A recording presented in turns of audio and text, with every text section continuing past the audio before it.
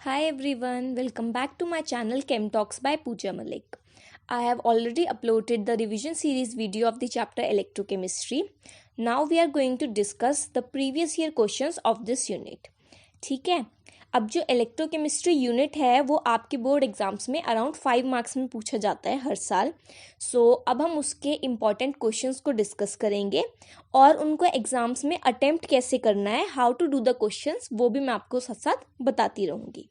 Kindly watch the video and subscribe to my channel. और अगर आपको वीडियो अच्छा लगता है, यूजफुल लगता है, so please give it a thumbs up. Thank you. Now just let's start. The first question is, give two advantages of fuel cells. Now fuel cells कौन से होते हैं? ये वो सेल्स होते हैं जिसमें हम केमिकल एनर्जी को एक फ्यूल की कन्वर्ट करते हैं. किस लिए? इलेक्ट्रिसिटी को प्रोड्यूस करने के लिए. ऐसे सेल्स का अलग क्या एडवांटेज है? वो ये है कि इन सेल्स में पॉल्यूशन कम होता है और ये इको फ्रेंडली होते हैं. प्लस अगर दूसरे सेल से कंपैरिजन करें तो इनकी एफिशिएंसी थोड़ी ज़्यादा होती है, इसलिए हम फ्यूल सेल्स को प्रेफर करते हैं. एज यू कैन सी, आप ऐसे अपने आंसर को रिप्रेजेंट कर सकते हैं. क्योंकि आपको 2 पॉइंट्स लिखने, तो आप उनको अलग अलग लाइन में रिप्रेजेंट कीजिए ताकि वो इजीली डिफ्रेंशिएट किए जा सके. Okay, now moving on to the second question. Calculate delta G naught for reaction Zn solid plus Cu2 plus ions in the aqueous state gives Zn2 plus ions in the aqueous state and copper in solid state. इस question के, इस reaction के लिए हमें जो delta G not है उसको calculate करना है. नाउ इसमें क्या क्या गिवन है आपको क्वेश्चन में, आप वो देखिए. यहाँ पे हमें जो रिडक्शन पोटेंशियल है वो कैथोड और एनोड दोनों के लिए गिवन है. आर की वैल्यू गिवन है एंड एफ की value, that is Faraday constant की वैल्यू को भी हमें मेंशन किया गया है.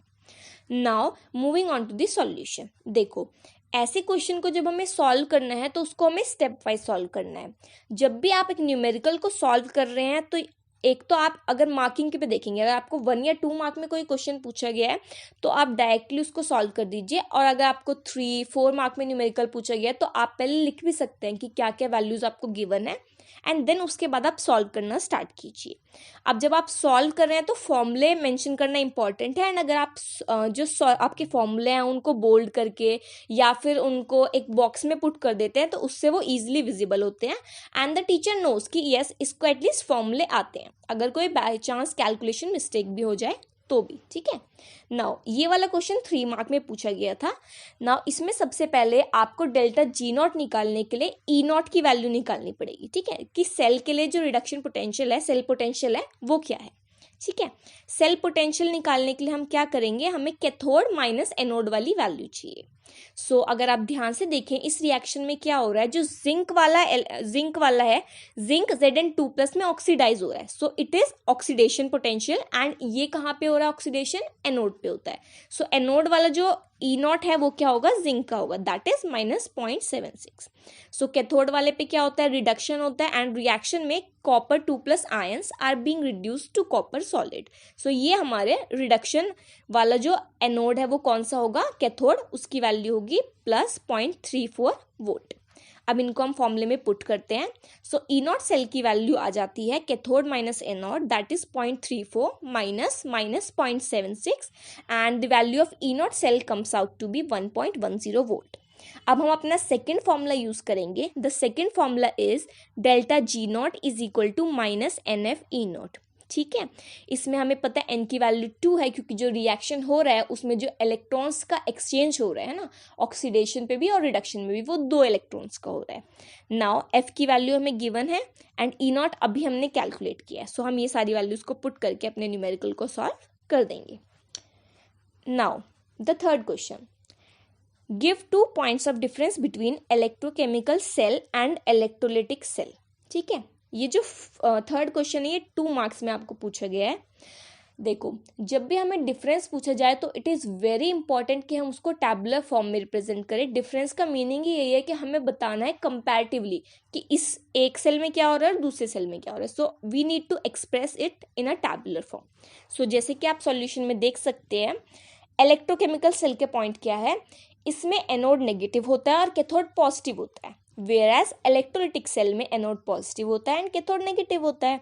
सेकेंड पॉइंट, जो इलेक्ट्रोकेमिकल सेल होता है वो क्या करता है, केमिकल एनर्जी को इलेक्ट्रिकल एनर्जी में कन्वर्ट करता है, जबकि इलेक्ट्रोलाइटिक सेल क्या करता है, इलेक्ट्रिकल एनर्जी को केमिकल एनर्जी में कन्वर्ट करता है। सो ये इनके बीच के डिफरेंस हो गए।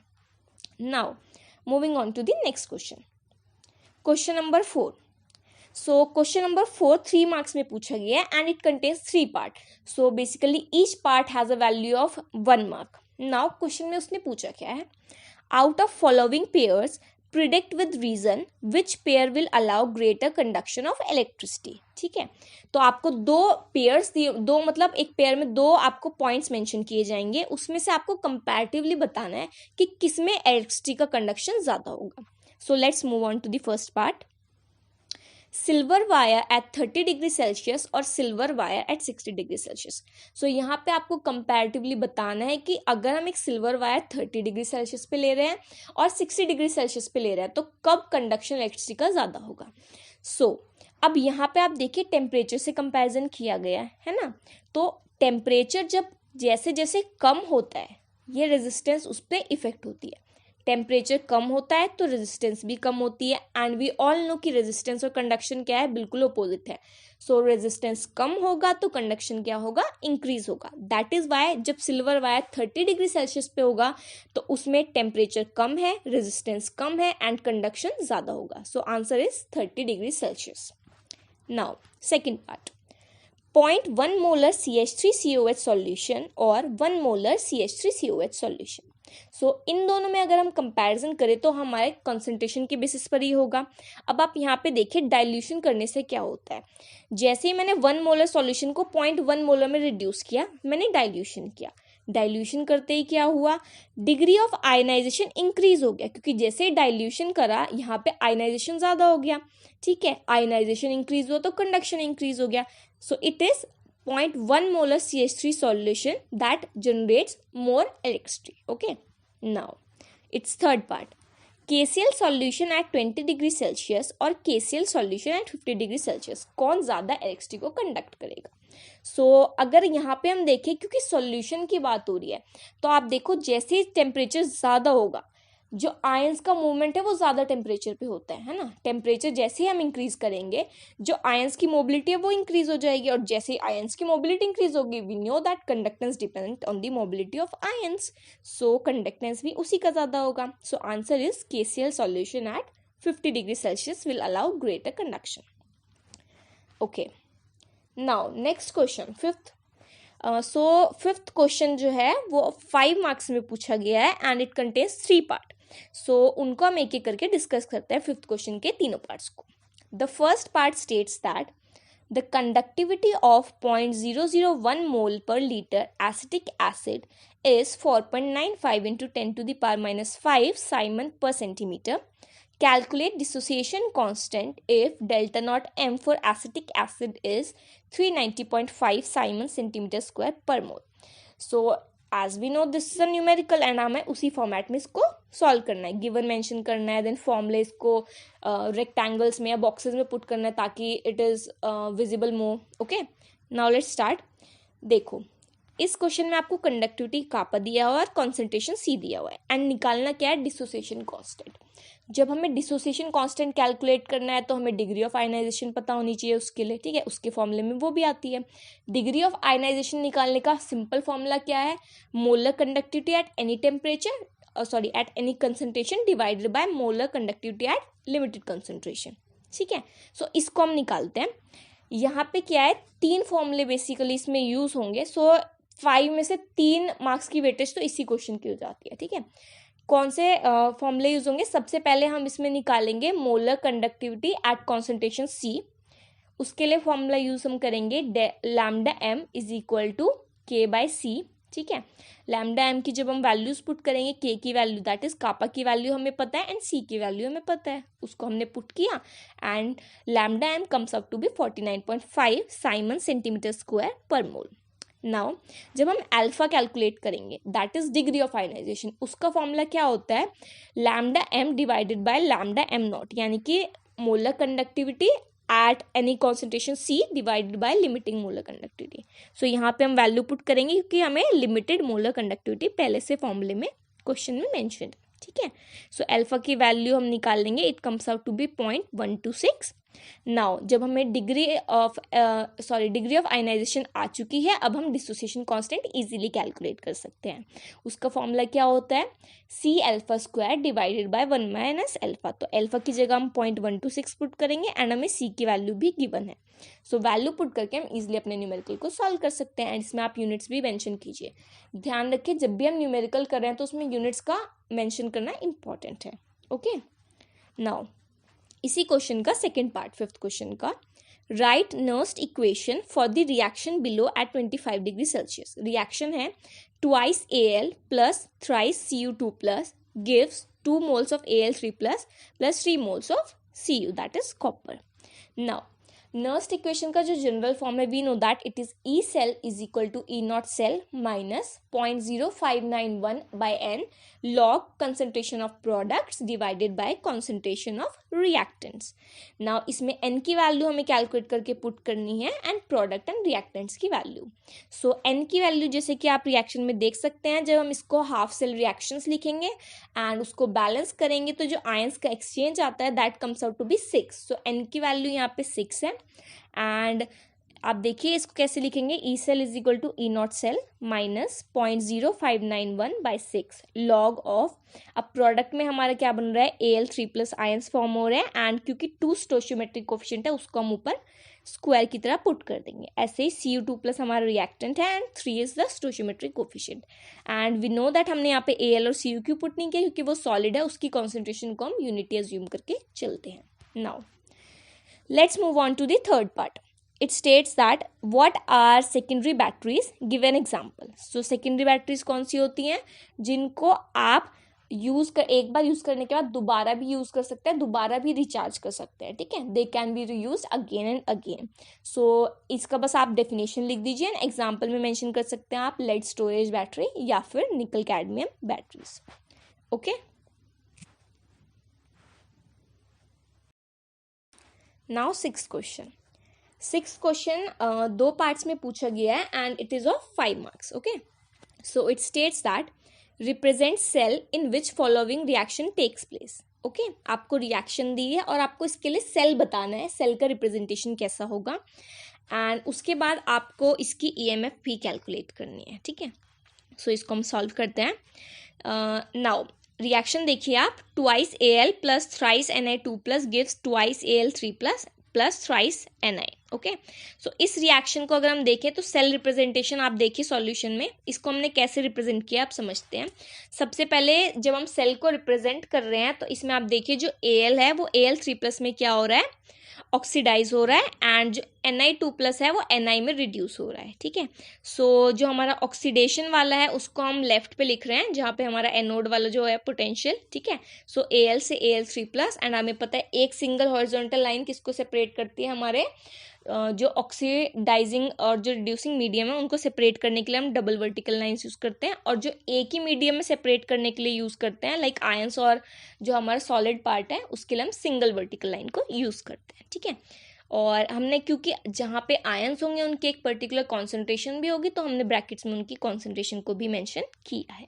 नाउ अब नेक्स्ट उसने जो बोला है, उसने कहा है कि आप क्वेश्चन में कैलकुलेट करिए EMF। जब हमें EMF ई सेल कैलकुलेट करना है तो उसके लिए हम नर्स्ट इक्वेशन यूज़ करेंगे। So E cell is equal to E not cell minus 0.059 divided by 6, because यहाँ पे n की वैल्यू 6 होगी। अगर आप देखें तो इसमें आयंस का जो एक्सचेंज होगा दैट विल बी जो इलेक्ट्रॉन्स का एक्सचेंज होगा that will be of 6 electrons.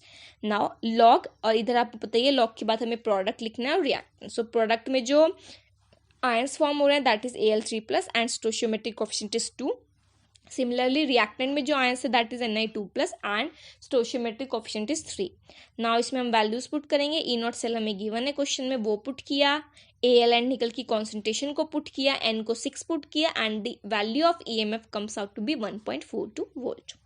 Moving on to the second part में उसने क्या पूछा है, how does molar conductivity vary with increase in concentration for strong electrolyte and weak electrolyte, ठीक है। मोलर कंडक्टिविटी का वेरिएशन बताना है। Second, how can you obtain limiting molar conductivity for weak electrolyte. अब वीक के लिए लिमिटिंग कैसे very करते हैं वो अलग से पूछा है। सो इसकी वेटेज इस 5 मार्क्स में से almost it is of 2 marks. So इसमें आप कैसे लिख सकते हैं, सबसे पहले बताएंगे कि जो मोलर कंडक्टिविटी है वो क्या होती है। जैसे जैसे हमारी कॉन्सेंट्रेशन इंक्रीज होती है, चाहे वो स्ट्रॉन्ग इलेक्ट्रोलाइट हो या वीक इलेक्ट्रोलाइट हो, दोनों के लिए मोलर कंडक्टिविटी डिक्रीज होती है। अगर हम लिमिटिंग मोलर कंडक्टिविटी की बात करें, सो अगर हमें वीक इलेक्ट्रोलाइट्स के लिए लिमिटिंग मोलर कंडक्टिविटी निकालनी होती है तो उसके लिए हम क्या यूज़ करते हैं, कॉलरैश लॉ। कॉलरैश लॉ में क्या करते हैं हम, जो इंडिविजुअल कैटायन और एनायंस है उनकी कंडक्टिविटीज को ऐड कर देते हैं मोलर कंडक्टिविटीज को, ठीक है, मल्टीप्लाइंग देयर स्टोइचियोमेट्रिक कोएफिशिएंट। सो उसके बेसिस पे हम वीक इलेक्ट्रोलाइट के लिए निकाल सकते हैं limiting molar conductivity. Now 7th question, it was asked in 2 marks. A current of 1.50 ampere was passed through an electrolytic cell containing AgNO3 solution with inert electrodes. The weight of silver deposited was 1.50 gram. How long did current flow? सो इस question को अगर आप ध्यान से solve करें तो इसमें हमें क्या क्या मेंशन करना है, हमें करंट फ्लो कैलकुलेट करना है। सो क्यू निकालना है basically, and we know Q का फॉर्मूला क्या होता है, आई इंटू टी। तो ये आपको माइंड में चलाते रहना है कि मुझे वहां तक पहुंचने के लिए क्या क्या वैल्यू चाहिए। आई की वैल्यू चाहिए होगी, सो यहाँ पे हाँ सॉरी, इसमें क्वेश्चन में पूछे how long did current flow, sorry, तो टाइम कैलकुलेट करना है, ठीक है। तो टाइम कैलकुलेट करने के लिए हम वही फॉर्मूला यूज करेंगे, Q is equal to I T, and we must know the value of Q and I, ठीक है। तो अगर आप क्वेश्चन में देखें तो हमें I की वैल्यू तो दी हुई है करंट की, हमें Q की वैल्यू निकालनी है। तो चलो कैलकुलेट करते हैं। सो आप देख सकते हैं सॉल्यूशन में कि जो हमारा 108 ग्राम ऑफ सिल्वर है, ठीक है, क्योंकि उसका वो मॉलिक्यूलर मास है, ठीक है। सो 108 gram of silver needs 1 Faraday. अब 1.5 ग्राम क्वेश्चन में मेंशन्ड है तो वो उसको कितना चाहिए होगा, will divide 96500 by 108 and multiply it by 1.5। तो जो इसमें कूलम आएंगी, फेराडे की वैल्यू आएगी, that would come out to be 1340.3 coulomb charge जो उसको चाहिए होगा, ठीक है। सो क्यू की वैल्यू ये पुट करेंगे एंड आई की जगह हम पुट करेंगे 1.5 एम्पियर। सो ऐसे करके हम टाइम को कैलकुलेट कर सकते हैं and it comes out to be 14.9 minutes. Okay, 8th question, it was asked in 2 marks. The conductivity of a 0.01 molar solution of acetic acid at 298 Kelvin is 1.65 into 10 to the power minus 4 Simon centimeter inverse. Calculate molar conductivity of solution. बिल्कुल simple numerical है, एक ही formula use होना है, ठीक है, जो हमें molar conductivity में यूज करना है, ठीक है। मोलर कंडक्टिविटी क्या हो जाएगी, it will be equal to kappa divided by C. So kappa की वैल्यू, ठीक है, कंडक्टिविटी की वैल्यू पुट करेंगे एंड सी की वैल्यू पुट कर देंगे और हमारा जो आंसर है वो आ जाएगा। सिंपल, और साथ में यूनिट जरूर मेंशन करनी है आपको सॉल्यूशन में, वो हमेशा याद रखिए, ठीक है। Now 9th question, calculate EMF of following cell at 25 degree Celsius. आपको सेल मेंशन किया है, आपको उसकी ईएमएफ निकालनी है। ई नॉट दोनों जो भी बोलते हैं, दोनों कैथोड एनोड दोनों के लिए ई नॉट की वैल्यू गिवन है, ठीक है। एंड ये आपको 3 मार्क्स में पूछा था। सो इस क्वेश्चन को आप कैसे सॉल्व करेंगे, पहले ई नॉट सेल निकालेंगे क्योंकि हमें कैथोड और एनोड की वैल्यू गिवन है। उसके बाद नर्स्ट इक्वेशन को यूज करके हम यहाँ पे ईएमएफ भी निकाल लेंगे सेल की। सो सबसे पहले हमने सेल से रिड्यूस करके अपनी रिएक्शन निकाल ली है, ठीक है। तो रिएक्शन यहाँ पे क्या हो रही है, आप देखिए, जो लेफ्ट है obviously that is of anode and वहाँ पे ऑक्सीडेशन हो रहा होगा, so that is why Fe is oxidise to Fe2+, and जो राइट में हमने लिखा है सेल में वहाँ पे ऑब्वियसली क्या हो रहा होगा, रिडक्शन हो रहा होगा, तो H+ is being reduce to H2। उसी के बेसिस पे हमारी सेल रिएक्शन आ गई, Fe + 2 H+ gives Fe2++ H2। And इसमें ई नॉट सेल में कैथोड माइनस एनोड करेंगे, so cathode will be of H+ by H2 and anode will be of Fe to Fe2+, ठीक है। Values put की and E not cell comes out to be 0.44 volt. Now Nernst equation में हम E not cell put करेंगे, n की जगह 2 put करेंगे, ठीक है, क्योंकि इलेक्ट्रॉन्स का एक्सचेंज कितना है 2, और प्रोडक्ट की जगह हम पुट करेंगे Fe2+ एंड रिएक्टेंट की जगह हम पुट करेंगे H+ जिसकी पावर होगी 2 बिकॉज ऑफ द स्टोइचियोमेट्रिक कोफिशिएंट। सो ऐसे पुट करके हम इसको सॉल्व करेंगे एंड ये लॉग सॉल्व करना तो बहुत सिंपल है क्योंकि ये सिर्फ 10 की जो पावर्स है उसी की टर्म्स में आ रहा है, ठीक है। सो इसको सॉल्व करके ई सेल की वैल्यू आ जाती है 0.410 volt. Now last question which we are going to discuss, 10th question, ये आपको 2 मार्क्स में पूछा गया है। Define limiting molar conductivity. Why conductivity of an electrolyte solution decreases with decrease in concentration.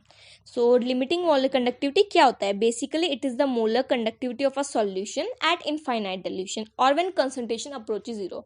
So basically जब concentration बिल्कुल zero पे approach करती है, dilution infinite हो जाता है, तो तब हम molar conductivity को क्या कहते हैं? Limiting molar conductivity. सो वही डेफिनेशन आपको यहाँ लिखनी है. उसके बाद सेकेंड पार्ट में उसने पूछा है कि कंडक्टिविटी डिक्रीज ही होती है कॉन्सेंट्रेशन के साथ. तो ये बहुत ही सिंपल है कि जब कॉन्सेंट्रेशन डिक्रीज होती है तो number of ions per unit volume decrease हो जाते हैं. And obviously number of ions per unit volume पे ही डिपेंड करती है कंडक्टिविटी. सो वो डिक्रीज तो कंडक्टिविटी डिक्रीज हो जाती है. ठीक है. सो इसी को आपको अपने आंसर में मेंशन करना है. सो आई होप कि ये आपको सारे क्वेश्चंस क्लियर हो and this video was useful for you. अगर आपको किसी भी क्वेश्चन में कोई डाउट है, कुछ ना समझ में आया हो, तो please mention in the comment section. Okay, thank you.